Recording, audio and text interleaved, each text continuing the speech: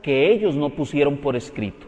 Por eso el mismo apóstol San Juan dice en Juan 21:25, muchas otras cosas hizo Jesús, que si se escribieran todas juntas no cabrían los libros en el mundo para contenerlas. Es decir, Juan escribió lo que vio que no habían escrito los otros apóstoles. Pero vean entonces que Juan no se queda allí, sino que Juan hace una analogía. Entendemos lo que es como un paralelo entre el Génesis y su Evangelio. De la misma forma en que viene la creación en el Génesis, Juan empieza a desarrollar su Evangelio. Vean cómo lo dice en la creación de los 7 días.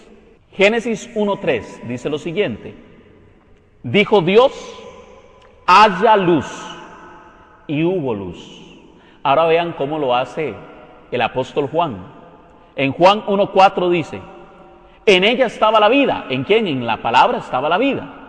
Y la vida era la luz de los hombres. Palabra de Dios. Noten cómo Juan hace mención de la luz, hace una analogía de la fe entre el Génesis y el Evangelio. Sigamos más adelante. Dice Génesis 1:4, vio Dios que la luz era buena y apartó Dios la luz de las tinieblas. Ahora veamos cómo lo pone Juan. Juan 1:5, y la luz brilla en las tinieblas, y las tinieblas no la vencieron. Palabra de Dios. ¿Ven cómo Juan está haciendo un paralelo entre el Génesis y su Evangelio? Nos está hablando de la nueva creación en Cristo Jesús. Ahora vamos a hacer una comparación de los 7 días de la creación. Mucha atención. Dice Génesis, capítulo 1, versículo 5. Génesis 1:5. Llamó Dios a la luz día, y a la oscuridad la llamó noche. Y atardeció y amaneció. Fue el día primero. Es decir, en el primer día se crea la luz. En el primer día. Mucha atención. ¿Quién es la luz del mundo? ¿Cuál es el primer día de la semana? Domingo. ¿Cuál es el día de Cristo? El domingo. Para los sabatistas, que dicen, no, es que Dios estableció en la creación que era el Shabbat. Nada más ahí como un adelanto del tema de sábado y domingo. Pero veamos ahora sí, dice, fue el primer día, fue el día primero. Vamos a ver cómo lo vierte Juan. En Juan, capítulo 1, versículo 5, dice así, y la luz brilla en las tinieblas, y finaliza en el versículo 29, y al día siguiente, noten esto, mientras Génesis dice, y fue el día primero, Juan no dice, fue el día primero, sino que dice, y al día siguiente. Es la forma en la que Juan vierte que ha pasado un día de la nueva creación en Jesús. Vamos al otro. Juan capítulo 1, versículo 29, que dice, al día siguiente. En el versículo 32 dice, vi al Espíritu de Dios que bajaba del cielo en forma de paloma. Y dice Génesis 1:8, y llamó Dios al firmamento cielos, y atardeció y amaneció, fue el día segundo. Es decir, cuando Juan dice, y al día siguiente, ¿qué es lo que ocurre al día siguiente? Dice, vi al Espíritu de Dios que bajaba del cielo. Y en Génesis nos dice, y llamó Dios al firmamento cielos, y atardeció y amaneció, fue el día segundo.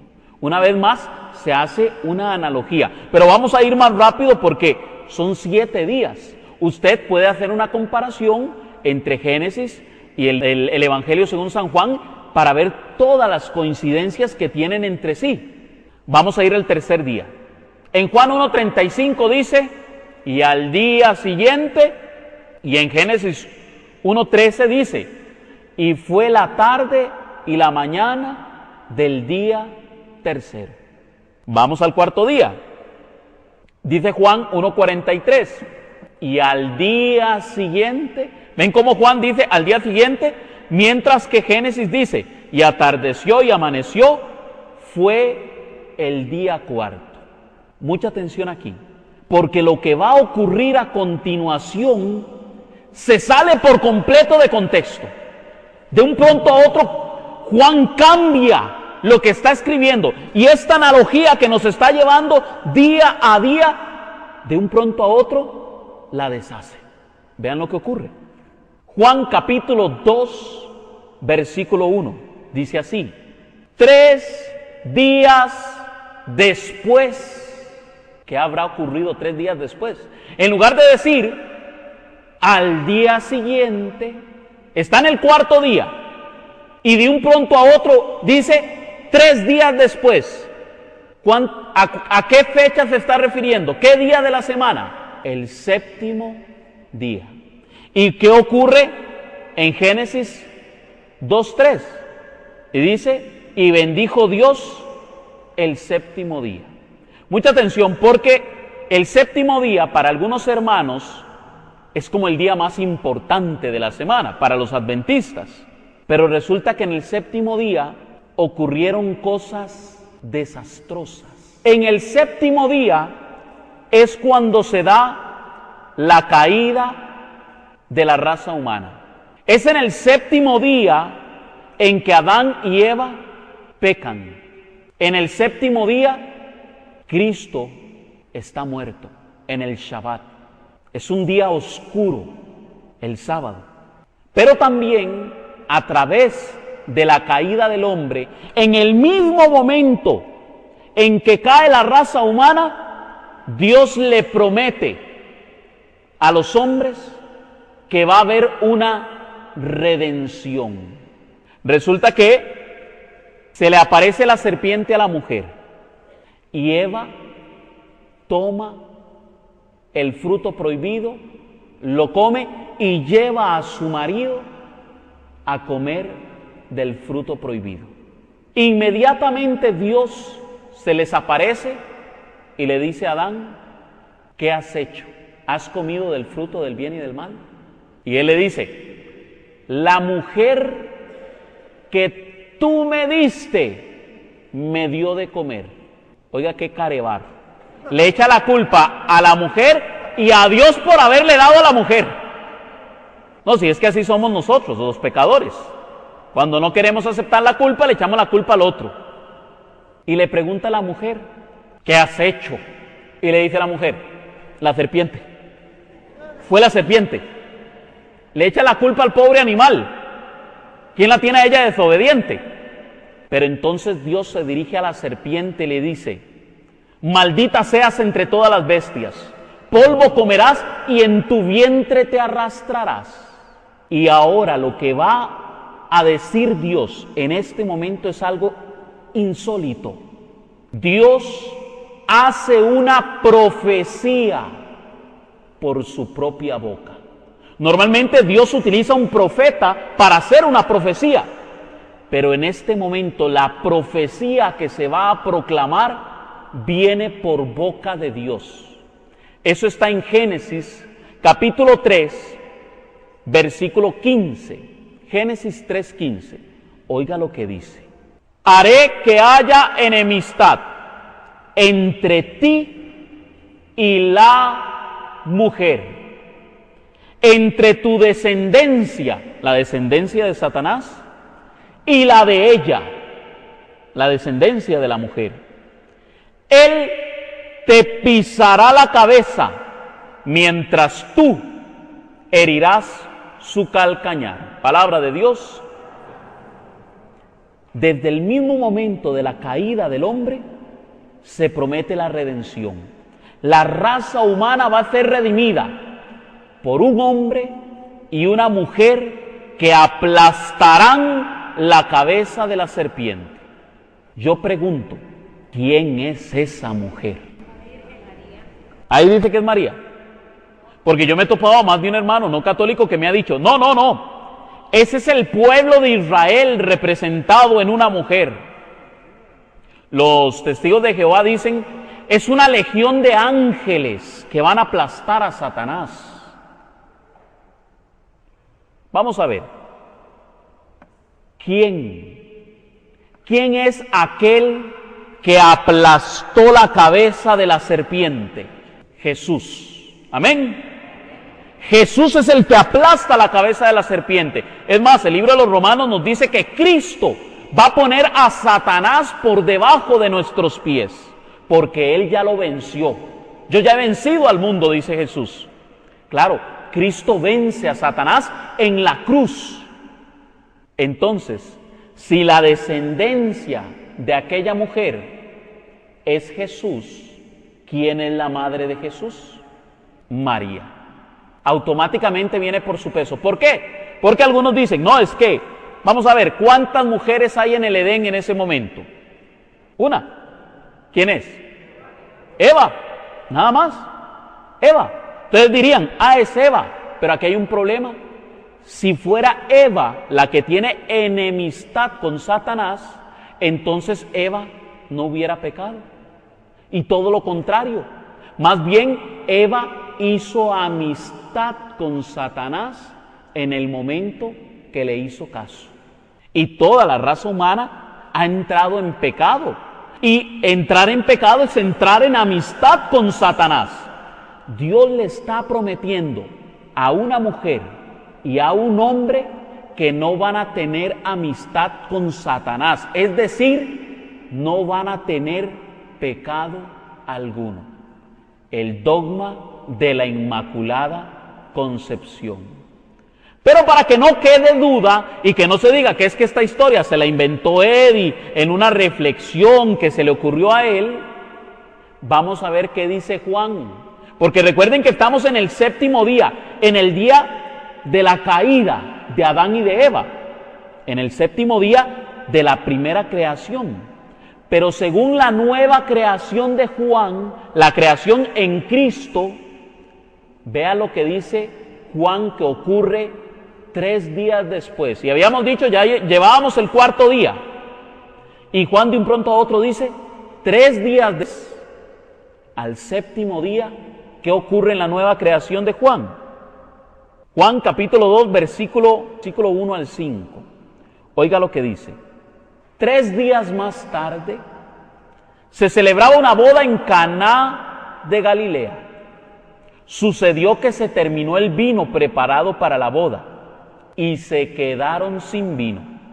Entonces, la madre de Jesús le dijo, no tienen vino.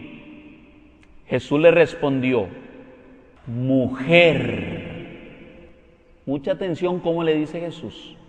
Mujer, ¿y esto qué nos va a ti y a mí? Aún no ha llegado mi hora. Pero su madre dijo a los sirvientes, hagan lo que Él les diga. Palabra de Dios. Resulta que Jesús, algunos dicen que en este texto está despreciando a María. Hay gente que dice eso, aunque usted no lo crea, porque no le dice mamita, madre. Y es más, le dice, hay algunas traducciones que dicen, en lugar, ¿y esto qué nos va a ti y a mí? Es la mejor traducción. ¿Esto qué nos va a ti y a mí? O, en español tico, ¿acaso que este es nuestro problema? Pero hay algunos que le dicen, ¿y usted qué se tiene que andar metiendo en mis asuntos? O hay otros que dan a entender que lo que Jesús le dijo a María fue, ¿y a ti qué te importa? De hecho, cuando usted va al griego, resulta que este tipo de expresión es muy coloquial, es decir, es de mucha cercanía. Se utiliza solamente con una persona de igualdad con usted, una persona muy cercana, por supuesto, su madre. ¿Y esto qué nos va a ti y a mí? Este no es nuestro problema. El que se haya acabado el vino no es nuestro problema. Pero hay algo que él totalmente se sale de contexto. ¿Por qué le dice mujer? Es que Juan no está escribiendo lo que se le ocurre en el momento. Juan está haciendo una prefiguración, o más bien está tomando la prefigura del Antiguo Testamento y aplicándola en la nueva creación de Cristo. Así como Dios le prometió a Adán y a Eva que iba a venir una mujer y un hombre que aplastarían la cabeza de la serpiente, en este momento María es llamada por Cristo, cumpliendo la profecía, mujer. Le dice, mujer. ¿Y esto qué nos vaya a ti a mí? La pregunta es, Cristo tenía como opción no hacer el milagro, porque Él dice, no ha llegado mi tiempo, no es la hora de los milagros. Pero yo pregunto, ¿hizo el milagro? ¿Sí o no? ¿Verdad que sí? De hecho, dice el versículo 11, el versículo 11 ni siquiera le llama milagro, le llama señal. Es muy diferente, milagro a señal. Juan está señalando un acontecimiento especial. Vea cómo lo dice el versículo 11. Esta señal milagrosa fue la primera, y Jesús la hizo en Caná de Galilea. Así manifestó su gloria y sus discípulos creyeron en él. Palabra de Dios. Quiero que me sigan con esta idea. El milagro se dio por la mano de María. María es la que intercede en ese momento para que se dé el milagro. María provoca que Cristo haga su primera buena obra. Mucha atención. Así como en el Antiguo Testamento, desde el Génesis, Eva hace algo. Recuerden que ellos están en el paraíso. Eva aún es inmaculada, virgen e inmaculada. Adán, hombre virgen e inmaculado, provocan la caída de la raza humana. Mucha atención, síganme en esto. Eva escucha la voz del ángel caído y concibe en su seno el fruto del pecado. E inmediatamente va donde el primer Adán y lo lleva a cometer su primer mala obra. Pero viene la Virgen María y escucha la voz del ángel Gabriel y concibe en su seno el fruto de la vida. E inmediatamente va donde el nuevo Adán, Cristo Jesús, y lo hace cometer su primera buena obra, redimiendo a toda la raza humana. ¿Ven qué maravillosa que es la analogía de la fe? Cómo todo se conecta, cómo todo nos lleva a una misma salvación que la Iglesia nos propone. Es un proyecto de salvación que Dios ya había establecido desde el mismo momento de la caída de la raza humana. Ahora bien, la misma Escritura nos dice que Jesús es el nuevo Adán. Y de hecho lo dice refiriéndose al pecado. Mucha atención lo que dice. Primera de Corintios 15:21. Un hombre trajo la muerte y un hombre también trae la resurrección de los muertos. Todos mueren por estar incluidos en Adán y todos también reciben la vida por Cristo. Está escrito que el primer Adán era hombre dotado de aliento y vida. El último Adán, en cambio, será espíritu que da vida. Palabra de Dios. Otro texto al que usted se puede dirigir que habla de lo mismo es Romanos 5:12, refiriéndose a Jesús como el nuevo Adán, y dice: por cuanto todos pecaron, están destituidos de la gloria de Dios. entonces se nos dice, pero es que María tuvo que tener pecado, porque la Biblia dice que todos pecaron. Ve, ahí lo dice la Biblia, todos pecaron, y eso incluye a la Virgen María. El único que está excluido es Jesús, porque lo dice el libro de los Romanos. ¿Será cierto eso? Vamos a ver, leamos entre líneas. Dice, un hombre trajo el pecado. ¿Es cierto que un hombre trajo el pecado? Sí, pero estaba solito. ¿Con quién estaba? Vean que el texto bíblico habla de un hombre, que fue el que trajo la perdición, pero hay un hombre que trae la salvación. Pero resulta que Adán no estaba solo. Vea cómo lo dice en 1 de Timoteo 2:14. 1 de Timoteo 2:14 dice lo siguiente. Y no fue Adán. ¿Cómo? Y no fue Adán el que se dejó engañar, sino la mujer, y por ella vino la desobediencia. Entonces Adán no estaba solo. No fue por un hombre que entró el pecado, sino que fue por un hombre y una mujer el que permitieron que la raza humana se cayera, es decir, que todos pecaran. Pero ahora no solamente es el nuevo Adán, sino también la nueva Eva, que permiten que toda la raza humana vuelva a la redención. Amén. Ahora, ¿cómo es que María logra que esto suceda? ¿Cómo es que María participa y coopera con la redención de Cristo? Cuando le dice sí al ángel Gabriel.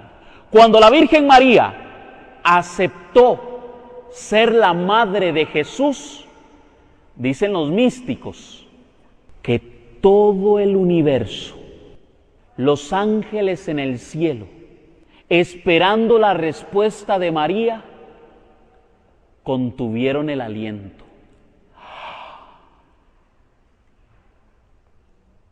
He aquí la esclava del Señor, hágase en mí según tu palabra. Y el universo hizo. Porque si María decía que no, era la única mujer preparada para recibir al Mesías en la plenitud de los tiempos. Porque había sido una mujer escogida desde Génesis 3:15. Desde siglos atrás ya Dios había prometido a una mujer que tendría enemistad con Satanás. Solo había una posibilidad. No es como muchos de nuestros hermanos no católicos dicen, no, es que el ángel Gabriel llegó, se asomó, a ver, hay 10 vírgenes de Tin Marín de Dopingüe. No, porque entonces Dios hubiera tenido que librar del pecado original a esas 10 vírgenes. Así es que no puede ser. Solo había una mujer que podía decir que sí, y María era totalmente libre. También podía decir que no. Pero ahora vamos a ver por qué María dijo que sí. Porque ella era la llena de gracia. Dice el Evangelio según San Lucas, capítulo 1, versículo 28 al 29.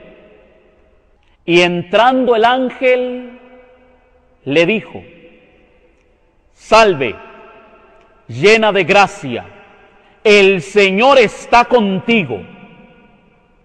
María quedó muy conmovida al oír estas palabras, pero se preguntaba, ¿qué significaría tal saludo? Palabra de Dios. Voy a ir desglosando el texto porque es demasiado rico. Empezando nomás, dice el texto, y entrando el ángel le dijo. De hecho, la palabra no es y entrando el ángel.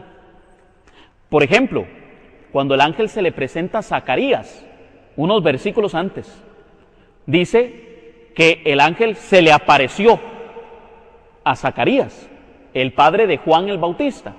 Se le apareció. pero en este texto no dice que se le apareció, dice entrando. La forma de traducirlo literalmente es y poniéndose en su presencia. Mucha atención, porque para que se diga que el ángel está entrando en presencia de María, es por una razón en particular. Resulta que usted se pone en presencia solamente de un rey o de una reina, del emperador, del faraón, o por ejemplo, en nuestra realidad, de un presidente o de una presidenta. Es decir, nosotros nos ponemos en presencia de aquel que tiene una potestad, una autoridad mayor. Y entonces el texto dice, y el ángel se puso en presencia de María. Es decir, está reconociendo en María a alguien mayor que él mismo. Y estamos hablando del arcángel Gabriel.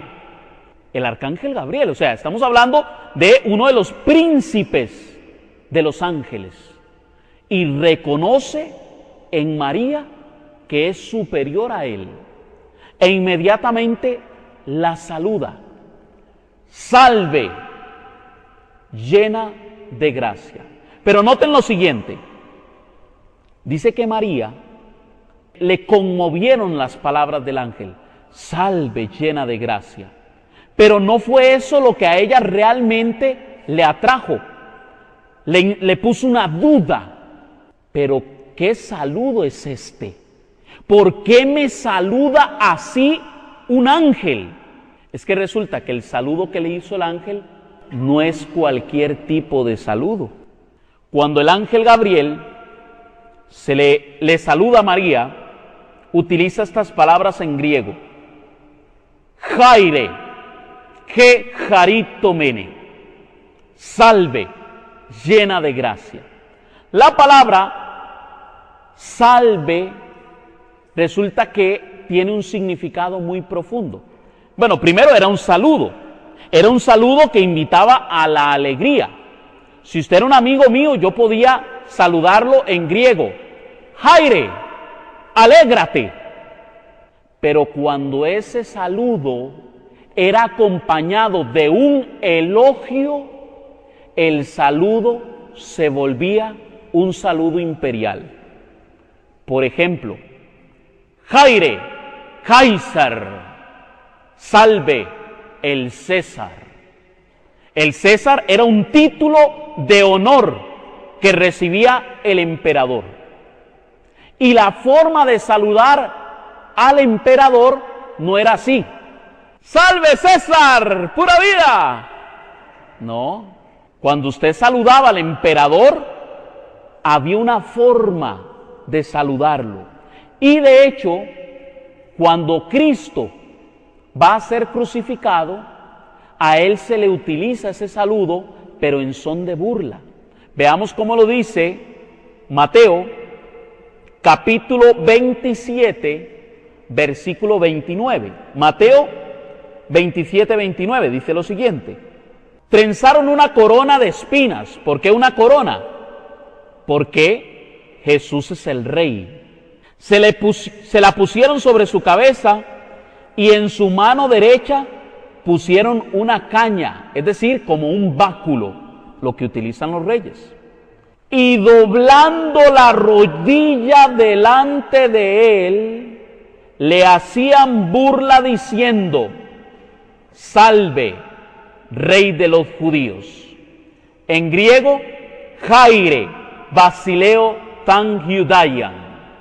Es decir, Cristo están saludándolo como si fuera un rey.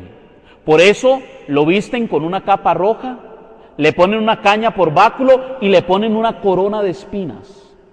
Y haciendo burla, le decían, salve el Rey de los judíos. Para saludar al rey, para saludar al César, había que doblar rodilla derecha al suelo. Inclinando la cabeza, se saluda al rey. Salve, Rey de los judíos. ahora sí, apliquémoselo al ángel Gabriel y a la Virgen María. María se preguntaba, ¿pero qué tipo de saludo es este para mí? Ella no se creía digna, porque para ella era la humilde servidora del Señor.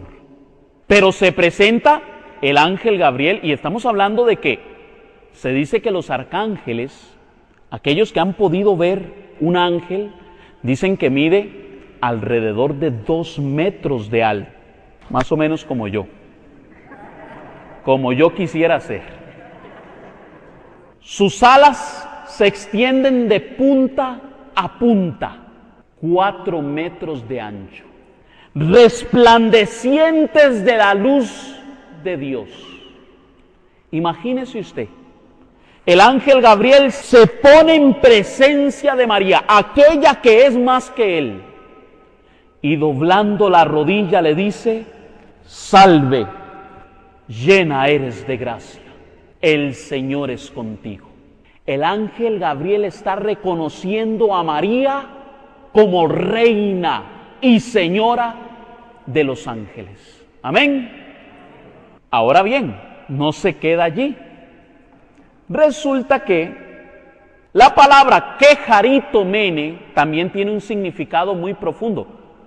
Yo recuerdo que yo escuché el significado, pero como yo siempre pongo todo en duda, me voy a buscar la palabra quejaritomene. La palabra que habla de pasado, es decir, cuando el ángel Gabriel le va a decir a María, no le va a anunciar una condición en la que va a estar, sino que le va a anunciar una condición en la que ella siempre ha estado desde antes de que el ángel llegara donde ella. Eso es lo que significa que. Caris o carito, porque el ángel utiliza carito. Caris significa gracia.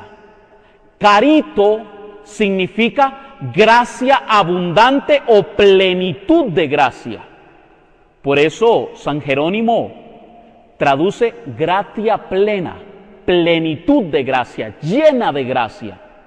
Y la palabra mene, por si alguno de ustedes lo quiere buscar en un diccionario griego-español, yo la encontré, pero decía menos, porque estaba en masculino. Y luego leí en el mismo artículo, ¿verdad?, en el mismo diccionario, que cuando decía mene era porque se refería a femenino. Por supuesto, le está hablando a la Virgen María. Y decía permanentemente, antes, durante y después, relativo a tiempo, eternamente. Entonces, cuando el ángel Gabriel saluda a María, no le dice, alégrate, llena de gracia. No, salve, la que eras, eres y serás por siempre, eternamente llena de toda la gracia de Dios. Y decía un teólogo católico, donde ha habido gracia desde antes, durante y después, plenamente, nunca ha habido pecado. Por lo tanto, la Virgen María, en el saludo del ángel, está siendo proclamada Inmaculada Virgen María. Amén.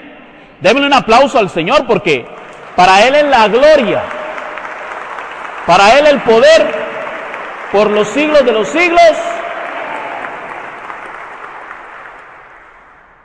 Muy bien, vamos a pasar a la segunda parte. El cuarto dogma proclamado a la Virgen María es el de la Asunción en cuerpo y alma.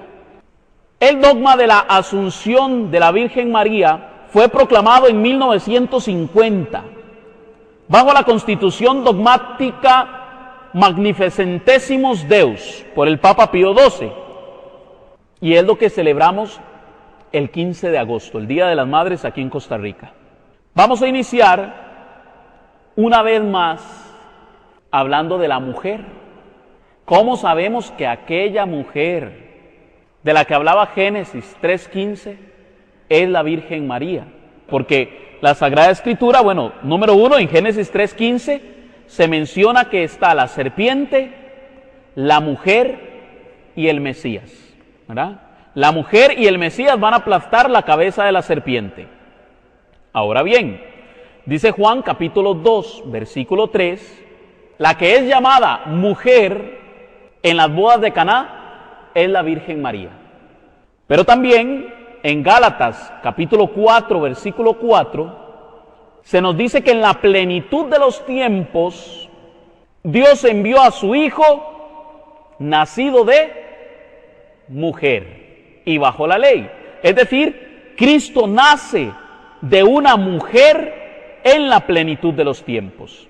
En Juan 19, 26, dice Jesús, al ver a su madre y al discípulo amado, dijo a la madre, mucha atención porque cuando usted lee el griego es tan rico, porque así dice, dijo a la matriarca, no dice a la madre, dice, dijo a la matriarca. Primero dice, y al ver a su madre, sí, a su madre, pero luego dice, y al discípulo amado, dijo a la matriarca, es decir, a la madre de todos, mujer, ahí tienes a tu hijo. Una vez más, Cristo se dirige a María y le llama mujer, para identificar que la mujer profetizada en el Antiguo Testamento por todos los profetas es María. Una vez más, en Isaías 7:14, se nos habla de esa mujer, la madre del Mesías. Pero Isaías 7:14 agrega algo, dice así, el Señor les dará esta señal. Recuerdan que la palabra señal está apuntando a algo especial. El Señor les dará esta señal. Una virgen está encinta y va a dar a luz un hijo, al que pondrán por nombre Emanuel. Mucha atención. La señal para saber quién es el Mesías es que el Mesías va a venir de una virgen. Si los judíos querían saber si Jesús era el Mesías, se iban a remitir a la señal, la virgen. Pero si resulta que la virgen tenía un montón de hijos, ¿cómo que era la virgen? No, hombre, vea qué montón de hijos, ese montón de hermanos de Jesús. Es que también era en el tema del dogma de la virginidad perpetua, la señal es María.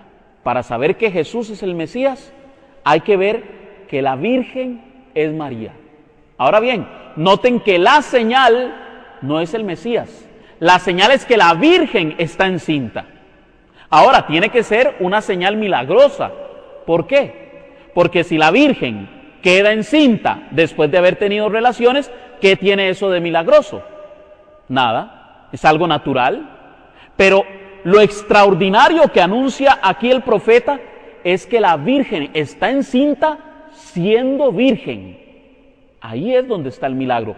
Esa es la señal, la Virgen. Una vez que hemos entendido que la señal es la Virgen y que la mujer es la Virgen, la mujer profetizada en el Antiguo Testamento y la que es llamada mujer en el Nuevo Testamento, vamos a ir a un versículo que nos habla de la asunción de la Virgen María. Porque ciertamente hay muchos que nos han dicho, no, es que la asunción de la Virgen María no está en la Biblia. Eso fue un invento de los papas en el siglo XX, se lo sacaron de la manga y lo trajeron. Es una de las creencias cristianas más antiguas que tiene la Iglesia. Vamos a remitirnos al libro del Apocalipsis, donde dice en la Biblia que María fue asunta al cielo. Apocalipsis capítulo 12. Apocalipsis capítulo 12, versículo 1. Oiga lo que dice. Apareció en el cielo una gran señal. Una mujer vestida del sol, con la luna bajo sus pies y una corona de 12 estrellas sobre su cabeza. Palabra de Dios. Hay gente que le tiene miedo al libro del Apocalipsis porque cree que es un libro de terror, cuando es todo lo contrario. El Apocalipsis es el libro de mayor consuelo para el cristiano, porque si usted resumiera lo que dice el Apocalipsis en una oración, es que el bien va a triunfar sobre el mal. Cristo va a derrotar a la bestia. Los cristianos van a vencer sobre este mundo. Amén. Y el libro del Apocalipsis también nos habla de una visión celestial. Lo que Juan, que es el que escribe el Apocalipsis, está viendo en el cielo, dice que es una mujer. La señal es una mujer. ¿Y quién dijimos que era la señal? La Virgen María. ¿Y quién es la mujer? La Virgen María. ¿Ah? Mucha atención. Dice que esa mujer está vestida del sol. ¿Quién es la luz del mundo? También llamado el sol naciente o la estrella de la mañana. Cristo Jesús. Es la luz que nos ilumina. Así como el sol ilumina al planeta Tierra, Cristo ilumina nuestras almas. Y dice el texto que la mujer está, literalmente en el griego dice, revestida del sol, toda llena del sol. Y hay una particularidad, porque dice que tiene la luna bajo sus pies. Mucha atención. Pregunto, ojalá me sepan responder. ¿La luna tiene luz propia, sí o no? ¿De dónde le viene la luz? Del sol, exactamente. Lo que quiere decir que María no tiene luz propia. Toda la luz que le viene de María es por parte de Cristo, que es la luz del mundo. Amén. Otra cosita más. Dice que tiene una corona sobre su cabeza. Una corona de 12 estrellas. ¿Quiénes usan corona? Los reyes y las reinas. Está diciendo que María es reina. Y mucha atención, porque dice que, ¿dónde la está viendo? Viene el cielo. Una gran señal. Es decir, está viendo a María como reina del cielo. Y mucha atención, porque además de eso dice que la corona que tiene 12 estrellas. ¿Qué representa el número 12? Los 12 apóstoles, las 12 tribus de Israel, los 12 patriarcas. María es reina de los apóstoles, reina de los patriarcas. Espérese que ya se la... Y también dice que son 12 estrellas. ¿Alguien tiene la Biblia ahí a mano? Busca Apocalipsis 1:20. Apocalipsis 1:20. ¿Qué dice Apocalipsis 1:20 que son las estrellas? ¿Qué representan las estrellas? Vamos a ver aquí el hermano. Este es el secreto de las 7 estrellas que han visto en mi mano derecha y de los 7 candelabros de oro. Las 7 estrellas representan a los ángeles de las 7 iglesias. Eso es. Las 7 estrellas representan a los ángeles, en este caso. Pero entonces también está diciendo que las estrellas representan ángeles. Por eso dice que Satanás se llevó junto a él, arrastró la tercera parte de las estrellas, es decir, la tercera parte de los ángeles. Pero si entonces María tiene una corona que representa su reinado, y además de eso dice que tiene estrellas, María es reina de los ángeles. Por eso es que el arcángel Gabriel la saluda como una reina, porque reconoce en ella su reinado. Mucha atención. ¿A qué le suena esto?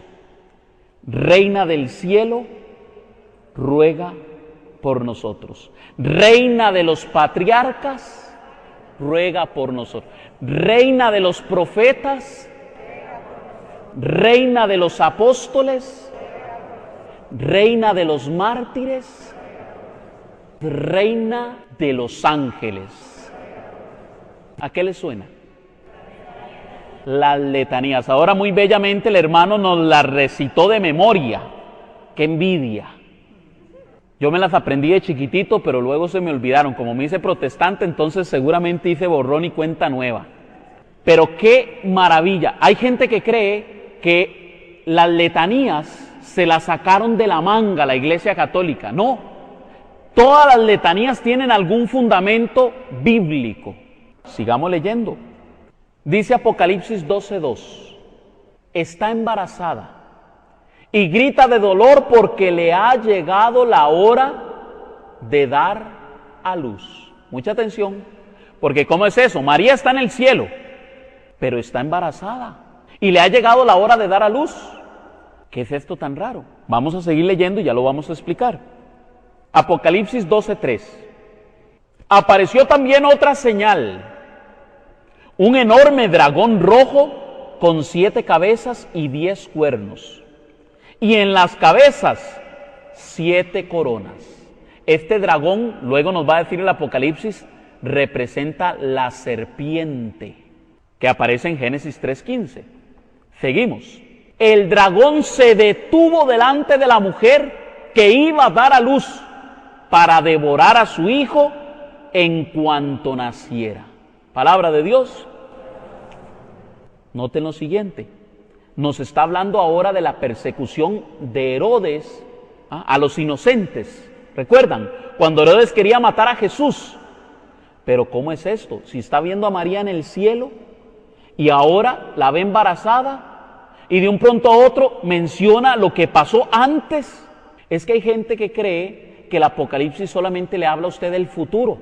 Solamente le apunta al futuro. Por eso es que los pastores, cuando agarran el Apocalipsis, se les enredan solos.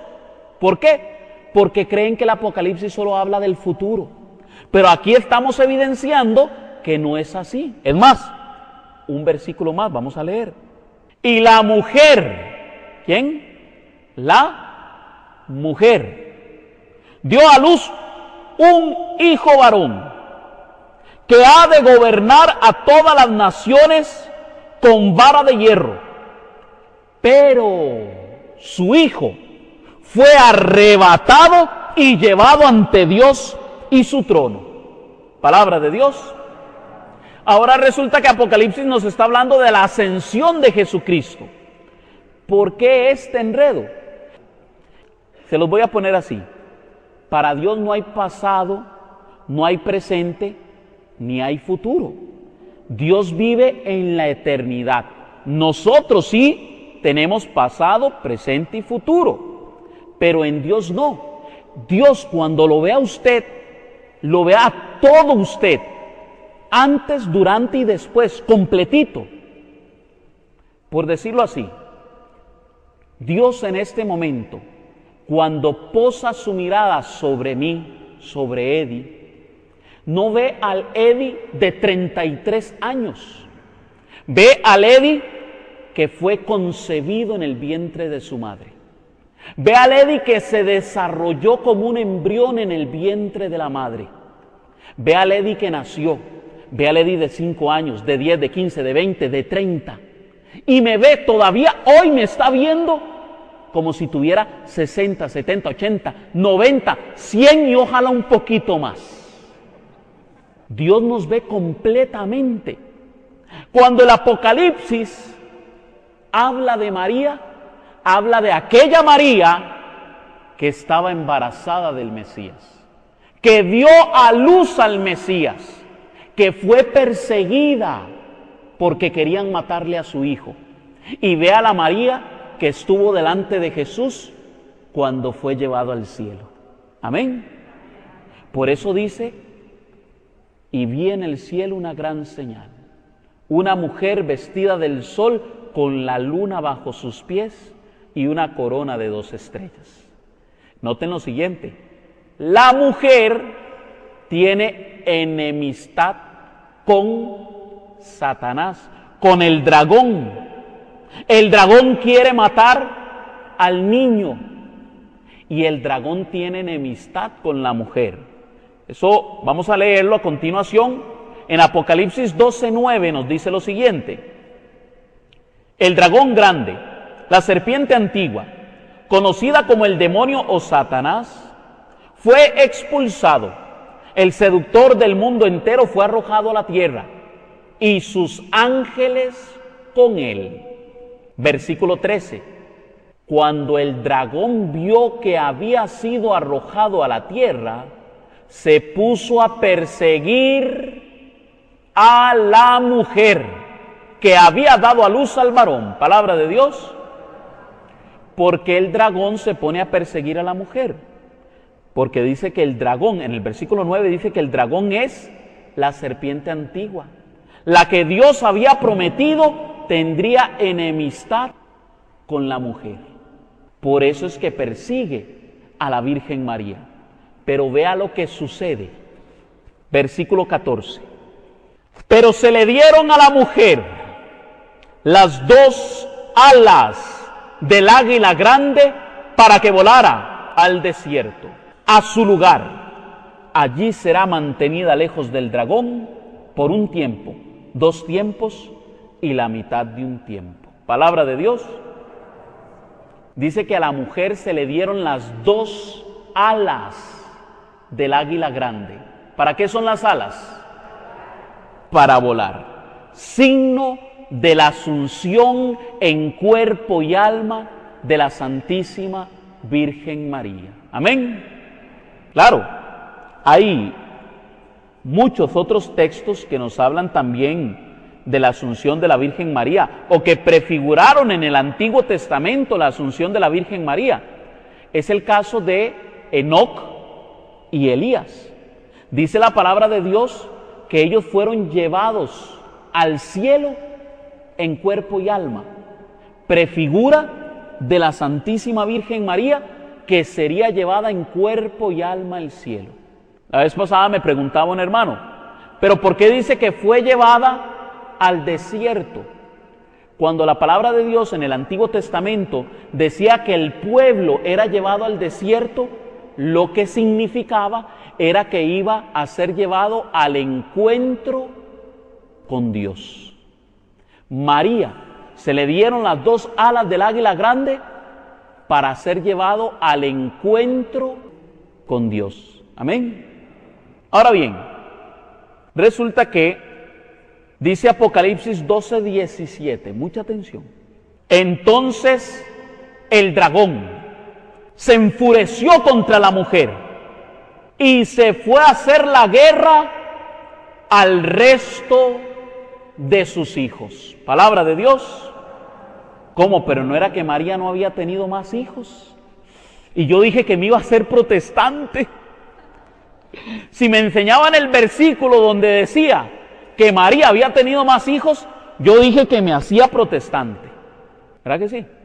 Bueno, ¿quiénes son los hijos de María? Es que ese es el problemita. Hay que seguir leyendo el texto, porque un texto fuera de contexto nos lleva a un pretexto. Muy bien.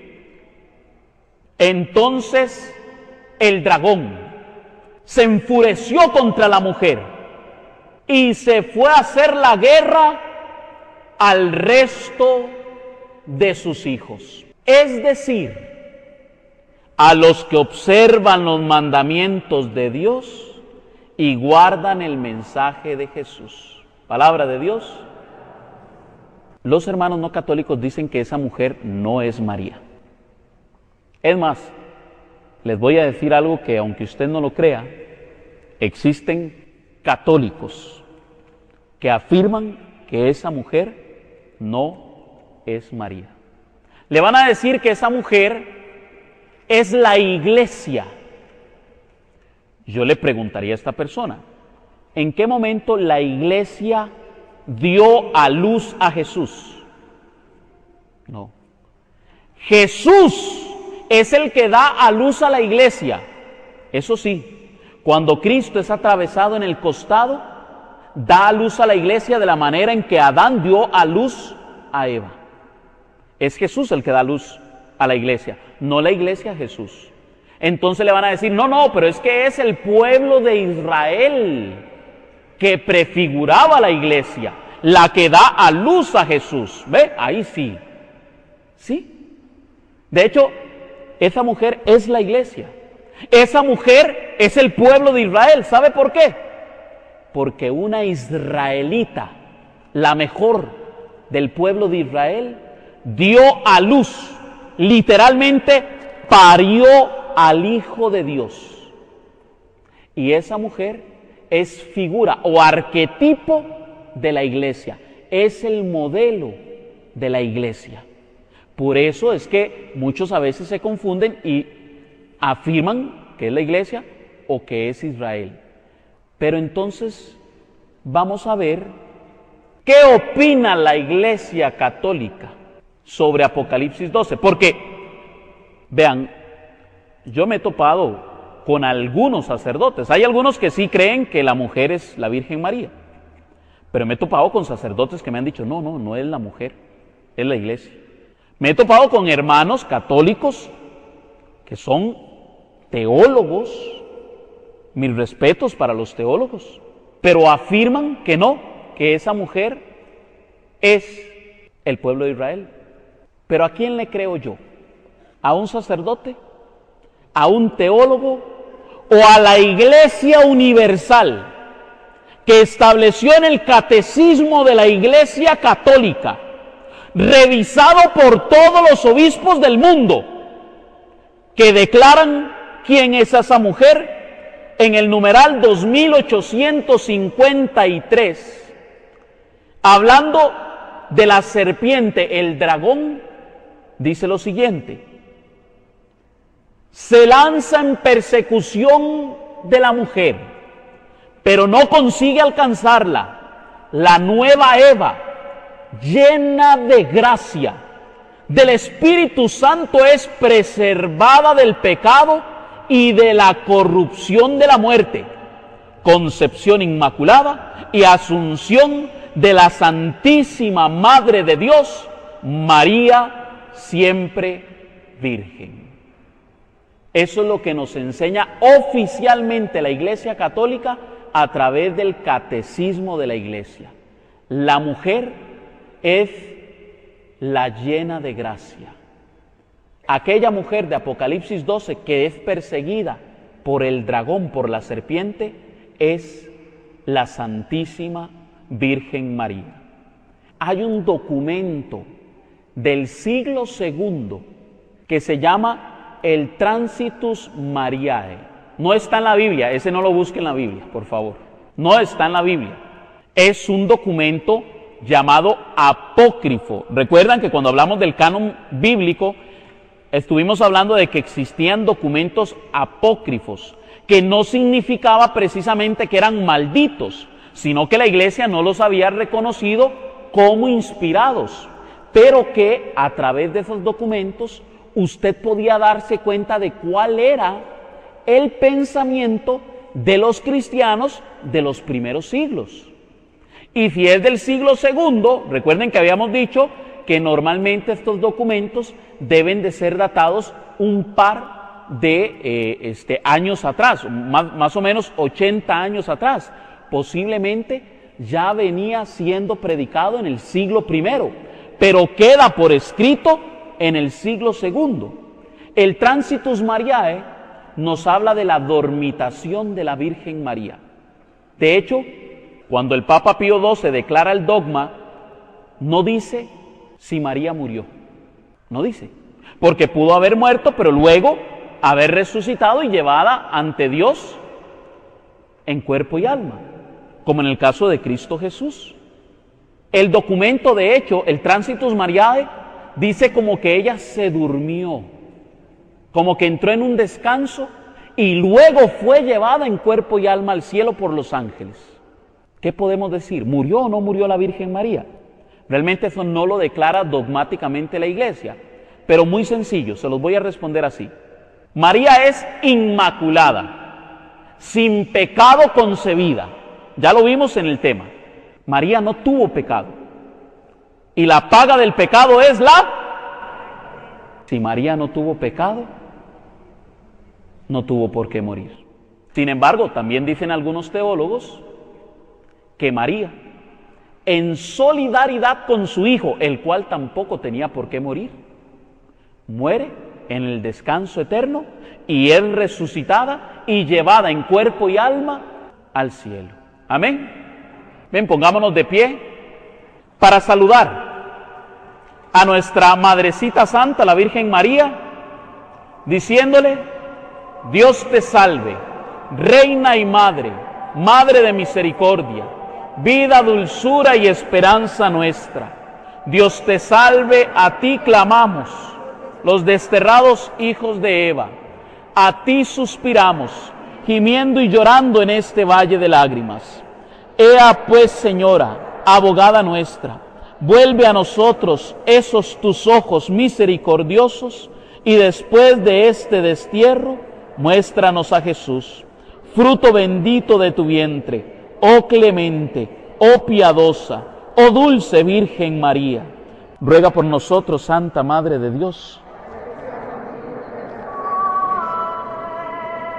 Gracias te damos, Madrecita Santa, por habernos mostrado un poco más de ti, por habernos permitido conocer más de ti. Y por eso te pedimos para que nos cubras con tu manto poderoso, para que intercedas por cada una de nuestras súplicas. Nosotros los que estamos en este valle de lágrimas, llorando amargamente, sufriendo, te pedimos, Madrecita Santa, tú que en ese corazón inmaculado has conocido la experiencia del dolor, del sufrimiento, al ver a tu Hijo Jesucristo en la cruz, te pedimos nosotros, tus hijos, que intercedas por cada uno de nosotros ante tu Hijo, nuestro Señor. Amén. En el nombre del Padre, del Hijo y del Espíritu Santo. Amén. Hoy vamos a